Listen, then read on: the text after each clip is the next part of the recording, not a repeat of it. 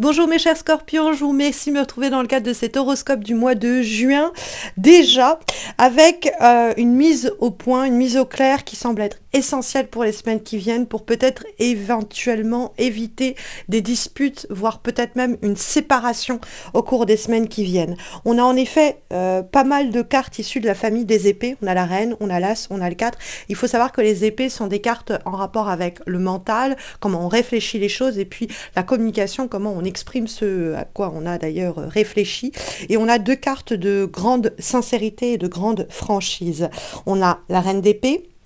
qui dans les éléments positifs va vous encourager à oser prendre la parole et à dire les choses telles que vous les pensez, sans vous censurer ou sans enrober la réalité de ce que vous pensez, la vérité de vos propos dans un petit bonbon tout acidulé. Il y a l'idée que la forme ne doit pas négliger le fond. On ne doit pas atténuer notre vérité pour que ça passe un petit peu mieux. La reine d'épée, en tout cas, n'est pas de ce genre. La reine d'épée, elle aime dire ce qu'elle pense comme elle le pense. Alors, vous allez peut-être aussi avoir une conversation qui va finir de mettre les choses à plat avec quelqu'un qui va vous dire ce qu'elle pense. C'est également possible. Dans ce cas-là, même si les propos que vous entendez ne vous plaisent pas dans leur intégrité, dans leur intégralité, dans leur totalité, alors il faut néanmoins essayer de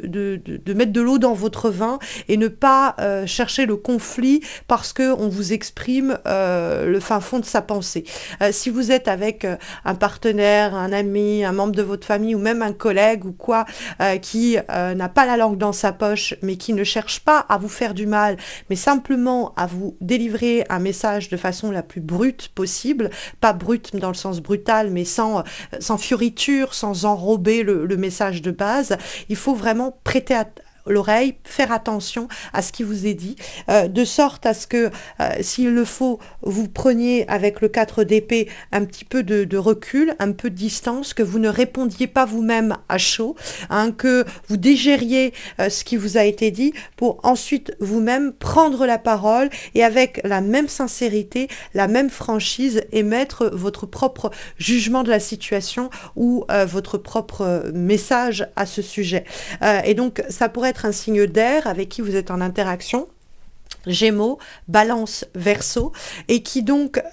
cherche à vous conseiller, à vous guider, à vous orienter. Donc ça peut être aussi, vous pouvez trouver une personne dans votre entourage qui saura écouter vos problématiques et vous accompagner au mieux vers une solution qui sera la plus optimale pour vous compte tenu de la problématique que vous traversez. Donc cherchez autour de vous une oreille attentive, une écoute patiente qui saura vous aiguiller sans pour autant mâcher ces mots. Donc vous avez un allié, une amie, un soutien, une guidance autour de vous vers qui vous pouvez vous tourner, donc ce signe d'air, mais vous pouvez être en interaction avec cette personne qui, sans vous aider et sans vous soutenir, cherche à vous dire ce qu'elle pense et le fin fond de sa pensée. Laissez cette personne s'exprimer, et cela même s'il y a eu un conflit avec le 2 de coupe dans les obstacles. Il peut y avoir effectivement une période de séparation, de conflits éventuels, et la seule solution pour sortir de cette mauvaise passe, c'est de dialoguer à cœur ouvert, sans fioriture, de se dire les choses sincèrement. Parce que la reine d'épée, ça peut être aussi une attitude que les cartes encouragent chez vous. C'est-à-dire que la reine d'épée, elle ne cherche pas à blesser par ses propos, elle cherche à dire le fond de sa pensée sans la truquer, sans la trafiquer, sans la fausser pour faire plaisir. Et ça, c'est également énoncé par la carte de l'As d'épée, qui est une recherche de vérité. L'As d'épée, c'est vraiment un dialogue sans faux semblant. C'est dire sa vérité et quelquefois même prendre les devants pour faire émerger une conversation dans le cadre de laquelle on ne fera plus semblant, on ne tournera plus autour du pot et on se dira les choses même si elles peuvent par moments être un peu blessantes. Et ça, c'est vraiment le risque dans la situation que vous vous trouvez ici, c'est que dans ce dialogue sincère, des choses soient dites qui peuvent générer des conflits, des disputes ou un sentiment d'être pas, on me parle mal, on me traite mal, alors qu'en réalité c'est la vérité qui blesse tout simplement. Donc il peut y avoir une vérité qui va vous blesser ou une vérité que vous allez énoncer et qui peut blesser quelqu'un. Le but n'est pas de causer du tort, le but n'est pas non plus de se ramollir et d'accepter qu'on nous parle mal, hein, c'est pas le principe. Le but, c'est de réussir à se dire que l'essentiel du message a été compris, donc reçu, c'est-à-dire que même si ça génère des tensions, on a compris le fond de la pensée qui nous est exprimée. Il faut vraiment que vous vous concentriez là-dessus en se disant: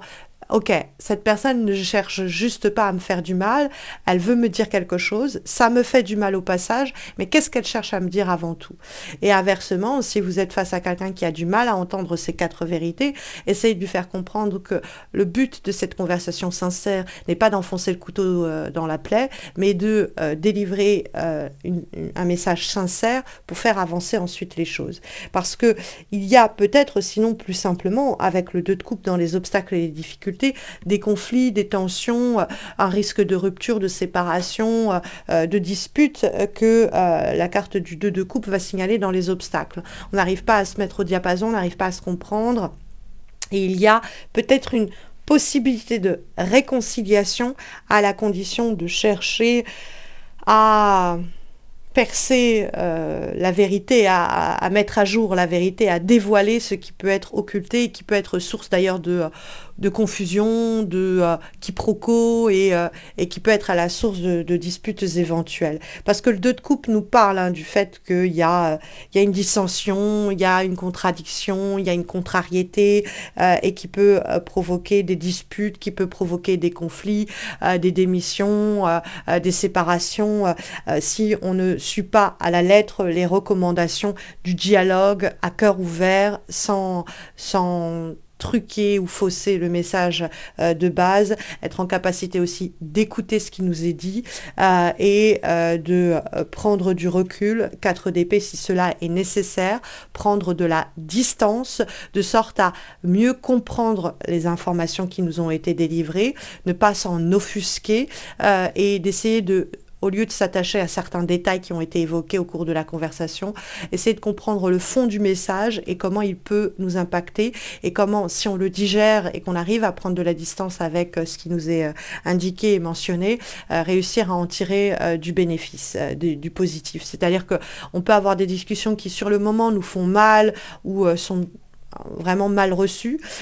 Et en fait, après digestion de ce qui a été dit, on se dit, ouais, mais en fait, là-dessus, la personne n'avait pas tort, il faudrait que je travaille là-dessus, il faudrait que je revoie ceci, il faudrait qu'on change cela. Et donc, mais ça ne sera possible qu'une fois qu'on a digéré un peu la colère ou le fait qu'on s'est senti un peu attaqué ou offusqué, et ensuite, il pourra y avoir quelque chose de positif qui en émane. Maintenant, ça peut être aussi laisser un temps d'accalmie avec le 4 d'épée. S'il y a une dispute, laissez un temps de repos, laissez les choses un peu se tasser pour ne pas essayer de mener une conversation alors que tout le monde est dans le rouge et revenir ensuite à cette affaire, à cette personne, à cette discussion pour dialoguer concrètement des problématiques qui ont été rencontrées et ne plus enrober la vérité. Il y a un vrai besoin de clarté, de lucidité, de vérité, de sincérité pour résoudre ou en tout cas résorber quelques difficultés qui pourraient sinon pourrir à l'arrière-plan et prendre de plus en plus de place. On a d'ailleurs comme avant-dernier conseil, avant-dernière guidance pour les semaines qui viennent, une lame, mes chers scorpions, issue de l'oracle du cri des âmes, et nous avons les certitudes. Alors, ça peut être l'idée que tant qu'on n'est pas sûr et certain ou certaine des informations qui nous sont transmises, du bien fondé de ce qui nous est communiqué, tant qu'on n'a pas réussi à élucider les éventuels malentendus ou quiproquos d'une affaire, mieux ne vaut pas tirer un trait sur ceci ou cela, tant qu'on n'a pas été au bout des choses, parce que on pourrait arriver à une conclusion qui n'est pas la bonne, avec des certitudes qui ne sont pas les bonnes, et qu'on ne questionne pas, qu'on ne remet pas en cause, et qui pourrait engendrer des conflits encore plus pénibles ou maintenir des éventuels conflits en cours. Donc les certitudes vous questionnent sur ce dont vous êtes sûr et certain ou certaine, et vous poussent à examiner le bien fondé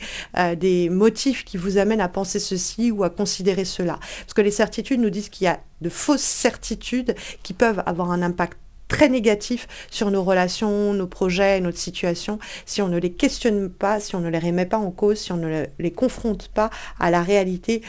qui nous entoure par ailleurs. Donc, remettez en cause les certitudes qui sont aujourd'hui les vôtres quant à ce que vous traversez, ce que vous pensez, etc. Ça pourrait sinon vous jouer des tours. On a ensuite, et pour terminer, la carte du Taylor qui nous parle de faire attention aux détails. La question du travail un peu d'orfèvre, où on ne laisse aucun détail de côté. Et donc ça, c'est l'idée de remettre en cause certaines certitudes, prendre soin de se dire, ok, le moindre des détails dans cette affaire joue un rôle crucial, et d'examiner à la loupe les mots qui ont été utilisés, les silences qui ont été provoqués, les enjeux des discussions qui n'ont pas encore été abordés, et travailler de façon magnanime, avec le soin du détail sur ces éléments-là qui participent à ce qu'une vérité soit occultée, ou à ce que des discussions ne soient pas complètement sincères ou satellisent autour de sujets qu'on devrait pourtant pénétrer en leur cœur. Donc il faut, avec cette carte-là, sans fioriture encore une fois, aborder chaque détail qui compte. Parce que les détails comptent, the devil is in the detail, comme disent les anglophones, désolé pour mon accent, le diable est dans les détails. Donc le moindre détail joue un rôle important dans cette situation et doit être examiné, ausculté, discuté et éclairci, si besoin est d'ailleurs, dans le cadre de cette situation. Alors sur le plan relationnel et plus spécifiquement amoureux, vous pourriez avoir des questions. Sachez que j'ai réalisé des guidances annuelles pour 2024 sur le plan sentimental, dont la playlist va apparaître en quelques instants dans le cadre de cette vidéo. Vous allez aussi avoir deux autres vidéos, l'une pour les personnes en couple, l'autre pour les personnes célibataires, des guidances qui vont aussi apparaître dans quelques secondes, et enfin une quatrième vidéo qui vous présente mon tout nouveau projet de formation en groupe à distance, des petits groupes de 3 personnes, 4 avec moi du coup, à prix tout doux, pour vous permettre d'améliorer vos lectures de tirage, de tarot, que vous soyez en train de travailler uniquement avec les lames majeures niveau 1 ou aussi avec les lames mineures niveau 2. Vous découvrirez donc toutes les informations en rapport à cela dans la vidéo qui va apparaître, mais également sur mon site missmojorising.com. Vous avez le lien de mon site en descriptif de cette vidéo. Vous pouvez emprunter ce lien pour passer par ce site pour un tirage personnalisé, pour une consultation en direct avec moi, pour vous former donc au tarot, mais même aussi pour une thérapie psychomagique à mes côtés. Donc n'hésitez pas à consulter mon site. Vous trouverez aussi dans le descriptif d'ailleurs les liens de mes pages Insta et Facebook que vous pouvez également consulter, par quoi vous pouvez passer pour me suivre. J'y présente des guidances également sur Insta et Facebook, inédites en rapport à YouTube. Et puis n'hésitez pas à laisser un commentaire, à liker cette vidéo, à vous abonner si vous ne l'avez pas encore fait pour soutenir ma chaîne, puisque vous savez peut-être que cela va bientôt faire 10 ans que mois après mois je poste ces horoscopes. Je n'ai jamais raté un seul rendez-vous, et le moindre des likes, des commentaires, des abonnements, eh bien soutient ma chaîne, me réchauffe le cœur et me motive à poursuivre ces efforts. En plus, la chaîne a dépassé les 40 000 abonnés récemment et les 6 millions de vues, et je vous remercie chaleureusement pour cela. Je vous souhaite à tous et à toutes de très belles semaines à venir. Je vous dis à bientôt, en tout cas, je l'espère. Prenez bien soin de vous, mes chers scorpions.